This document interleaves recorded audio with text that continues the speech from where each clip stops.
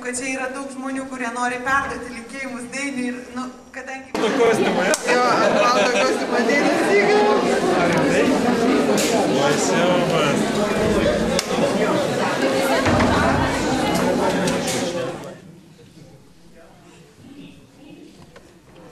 Labadiena visiems. Turbūt šiek tiek pagadinsiu šventinę nuotaiką, kadangi tos mano žinios nėra jau labai malonės. Taigi pradėsiu, kaip ir visi, kad man didelė garbė atstovauti iniciatyvinės grupės už sveiką Lietuvą bendruomenę ir pasisakyti šiame renginyje. Kadangi turiu tokią galimybę, noriu pasidalinti savo žinojimu apie šiandienos padėtį vaikų mityboje mūsų šalies mastu. O tas žinojimas leidžia suprasti, kokia apgailėtina ir baisi yra padėtis. Valstybės požiūris į vaikus ir jų maitinimą. Atgavus nepriklausomybę mūsų šalį užplūdo iš pradžių daugybė iki tol neįgyvendinama svajonė buvusių maisto produktų. Po to atėjo ir jų gamybos technologijos, įgalinusios vietinius verslininkus gaminti tuos stebuklingus produktus. Tačiau netrukus po to atėjo ir žinios apie tai, kad sudedamosios tų produktų, greičiau surogatų, dalis ingredientai gali būti kenksmingi, o kai kurie išvis pavojingi gyvybei. Įstojus į Europos Sąjungą, Lietuva naiviai pasitikėdama Europinių maisto priežiūros įstaigų organizacijų sąžiningumu praktiškai nustojo kontroliuoti ir tikrinti maisto produktus ir jų priedus savo nuožiūrą. Tai galiu įrodyti, nes parašiau ne vieną prašymą mūsų maisto priežiūros įstaigoms ir sveikatos apsaugos ministerijai. Pagal jų atsakymus yra akivaizdu, kad mes ir mūsų vaikai valgo tai, ką mums leidžia valgyti ES organizacijos. Lietuvoje nėra vykdomi jokie tyrimai, kad nustatyti maisto priedų žymimų raidėmis poveikį žmonių sveikatui. Nors daugelį tos pačios ES šalių daug priedų jau yra uždrausta. Taigi su mumis ir mūsų vaikais esamuoju laiku yra vykdomi moksliniai tyrimai, o tai prieštarauja Lietuvos Respublikos Konstitucijos 21 straipsniui, kuriame aiškiai parašyta, kad tokie tyrimai prie žmonių valią ir be jų sutikimo negali būti vykdomi. Bent jau aš tokio sutikimo nedaviau ir manau, kad niekas jo nedavė. Bet tai yra ir tai vyksta ne tik su mumis, bet ir su mūsų vaikais, anūkais. Noriu visiems pranešti, kad pagal naują higienos normą, į kurią pagal sveikatos apsaugos ministerijos atsakymą į mano prašymą perkeltos ES direktyvų nuostatos draudžiančios mokinių mityboje naudoti produktus savo sudėtyje turinčius apie 30 maisto priedų.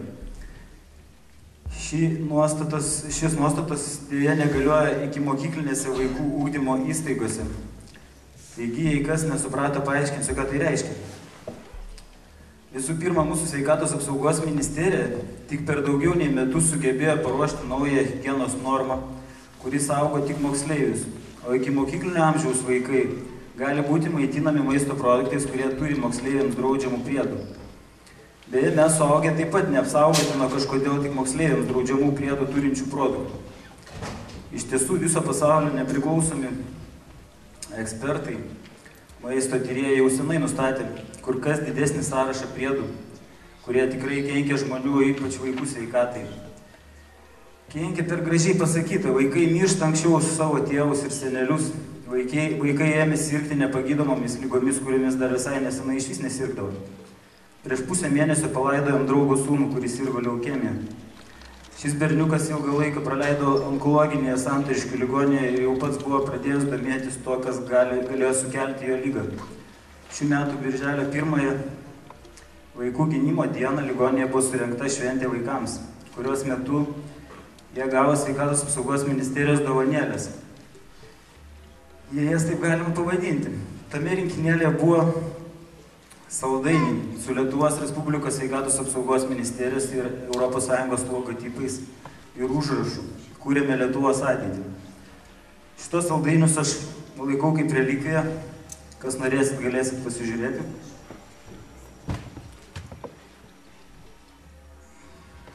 Taigi, kūrėme Lietuvos ateitį.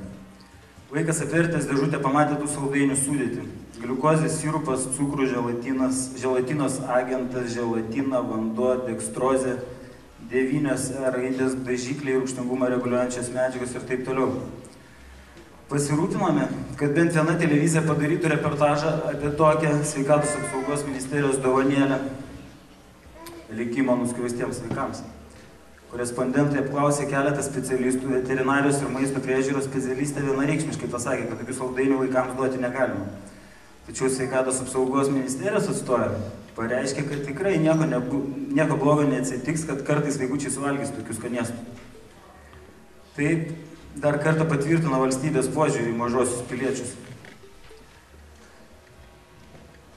Laikau tos saldainius kaip religiją ir prisiminimą apie Martinuką. Taigi, galėsit pažiūrėti, kaip ir kas saugo mūsų vaikų sveikatą. Dar vienas keliantis susirūpinimą reiškinys švietimo įstaigų maitinimo organizavimo monopolizavimas, kuris prasidėjus įsibėgėjus ekonominiai krizai. Mat verslininkai praradę daug klientų savo maitinimo įstaigose metėsi į švietimo ir vaikų ugdymo įstaigas.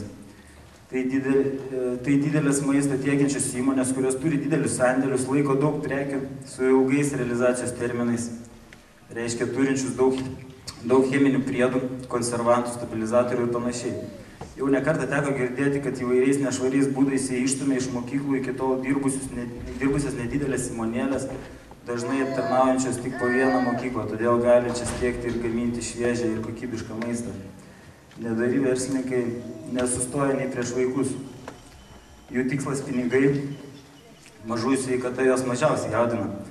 Todėl kviečiu visus, kiek įmanoma, atlikti savo kaip tėvų, senelių, galų gale piliečių pareigą ir prisidėti prie tokių procesų stabdymo.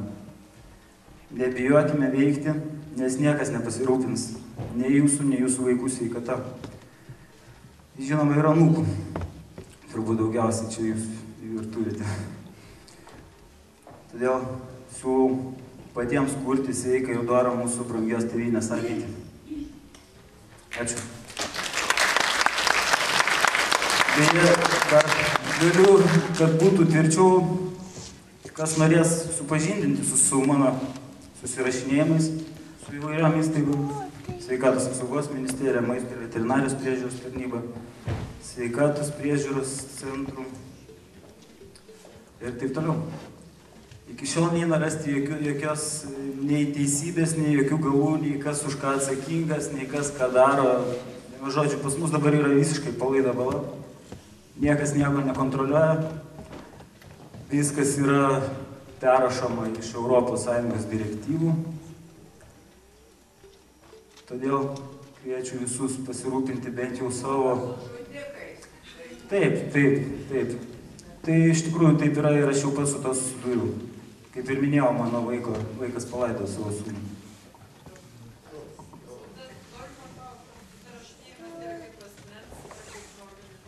Aš susirašinėjau kaip asmuo, kaip fizinis asmuo. Nes šiaip tos valstybinės įstaigos visada labai nustemba ir prašo visada prisistatyti, kas jūs esate, kokią organizaciją. Ir kai aš ištraukiu savo piliečio pažymėjimą, jie labai nustemba ir nebežino, ką padaryti reikia. Tai mes turim visi tokią galimybę. Mes turim visi tai daryti, nes kitaip ateis galas.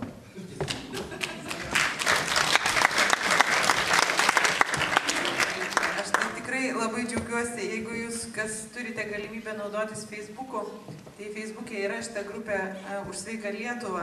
Ten yra tokių filmukų prifilmuota, kaip atrodo mūsų valstybės tarnautojai, kai mes juos kalbiname apie tai, Nelius konkrečiai ir Gediminas čia irgi sėdi, kai juos kalbina konkrečiai, tai kas čia vyksta, kodėl taip yra, jūs ten pamatytume tokių komedijų, kurių aš net sovietiniais laikais, arba tragikomedijų vadinkim, taip, aš sovietiniais laikais tokių neatsimenu, kad valdininkų būtų, tokius kaip mes dabar turime.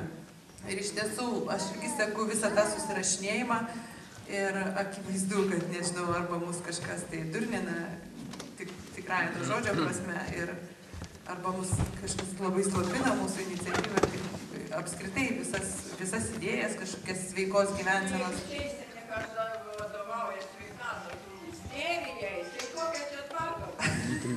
Tai darysim politiką. Tai gerai, dabar labai norėčiau pakviesti Panevėžio rajoną.